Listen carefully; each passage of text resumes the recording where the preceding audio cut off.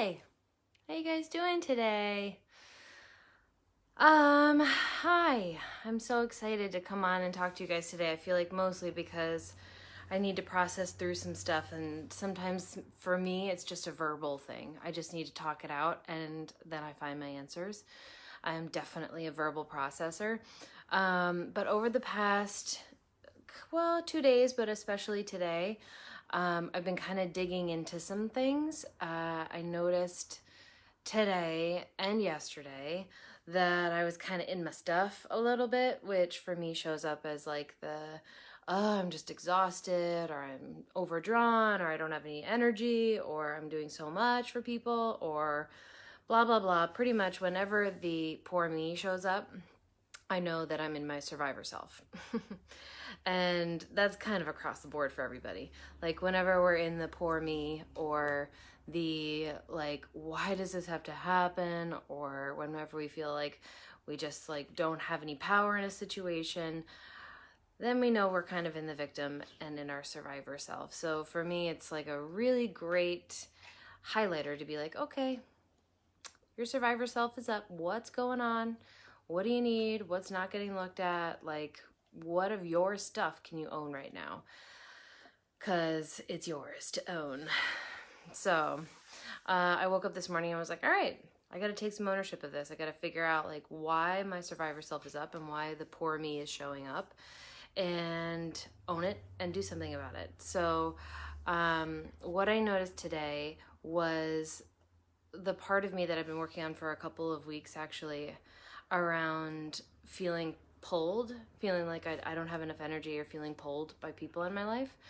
And it is the biggest thing that I've been working on, especially as I'm stepping into higher levels of leadership, because it's the belief that needs to go in order for me to do that, in order for me to love more people, in order for me to expand and reach and connect and support more people.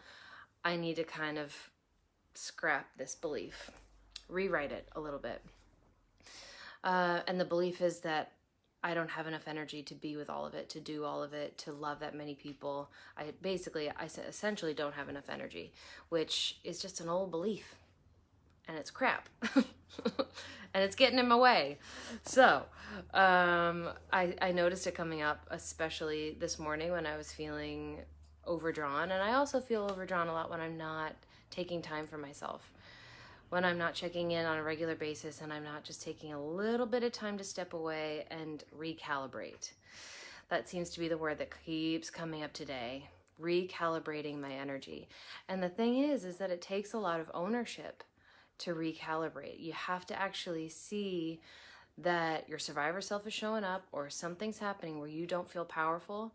And in owning that, choosing to recalibrate your own experience, choosing to take a breath and look at what it is for you, instead of instantly going to victim mode and saying, oh, well, it's all about them. They did that to me. This circumstance just happened to happen.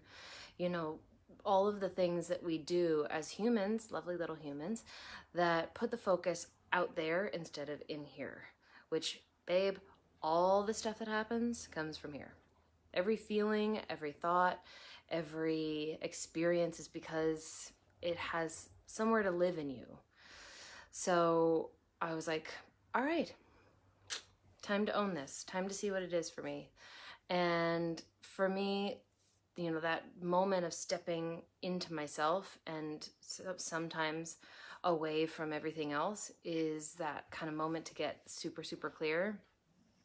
And I also know, like, at this point, what are the things that I do to support me in that, to support me in getting to understand and see what's actually happening, instead of being a victim to the circumstances or people or whatever the stuff is that we make up is really the issue, when it's really coming from in here.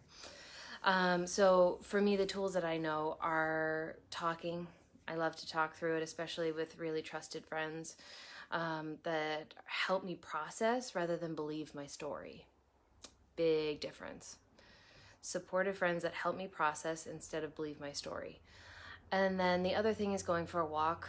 Always brings me back. I have to get outside. The other one is Oracle decks. And I thought this was kind of a cool opportunity to kind of share with you guys a little bit about what that is. So oracle decks are different than tarot. And if you're totally new to this, they're just cool ways of tuning into your intuition and getting a little support. So tarot, if you haven't heard of that, is a set deck. So it has the same cards, same symbols, kind of like a deck of cards, and rough meanings, kind of broad meanings, but you're meant to use your intuition to understand what that really means for you. Or if you're getting a reading, they use their intuition to kind of see what that might mean for you.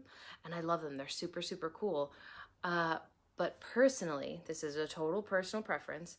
I love oracle decks because oracle decks are basically just giving you the straight answer. It's your energy picking the card, so it's specifically for you, which is kind of great because then you don't have to, like, I love our humanness.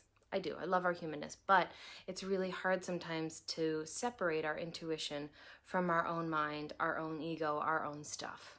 So with tarot, there's sometimes some interpretation that comes filtered through our own experience. With oracle decks, they just tell you straight up what you need to hear.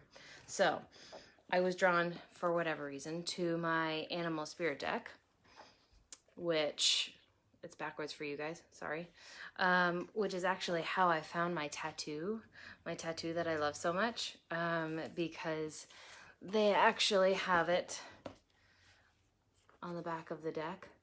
So cool. So I decided to pick some cards from the animal spirit deck, and I got the unicorn. Gorgeous. This was past, present, and future. I know, they're so beautiful. So there's a lot of different ways that you can pick from oracle decks. You can just pick one card if you want a message for that day. You can pick past, present, future. You can do a relationship spread. You can do a year spread.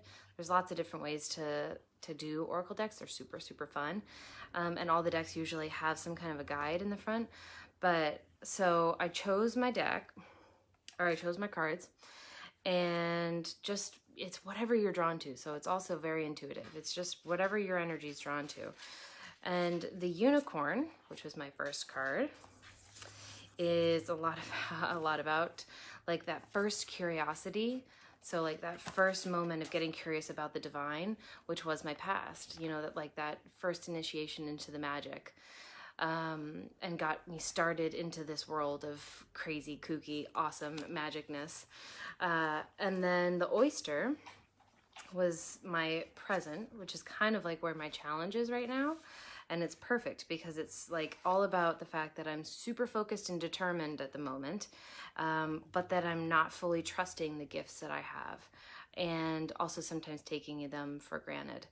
So that resonated.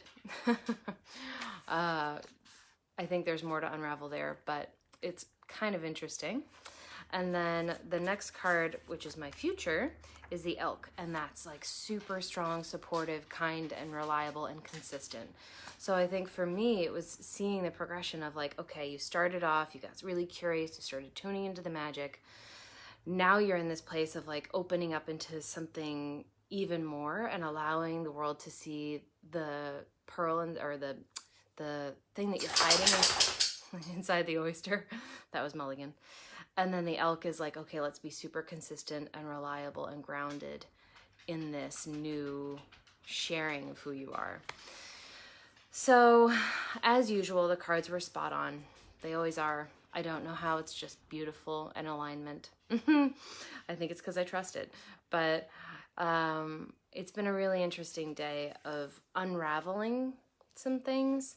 And in the unraveling, recalibrating my energy, coming back, taking ownership of what's mine, doing the things that I know that help me to feel grounded, like oracle decks, going for a walk, talking to friends, and kind of finding my grounding again so that I can know my answers. It's a conscious thing, and it takes ownership. Like, you can't recalibrate your energy until you own it. until you own your energy, which is owning whatever's real for you right now. Owning your experience, owning that it's you that's creating it, even if it feels like you're a victim to somebody else. We are always the masters of our own life, our own energy, and our own experience. So take a look, maybe. Get curious. It's fun. It doesn't always feel good, but it's fun. And if you guys are curious about Oracle decks or tarot decks, I'm not really an expert on tarot. I've always been more drawn to Oracle, but I have a ton that I love. So if you want recommendations, let me know. And I love you all. I'm very grateful to see you popping up. There's so many beautiful people that I love showing up on here. So thank you. I hope you guys are moving through the waves, and I hope you can feel my love. All right. Have an awesome day. Mwah.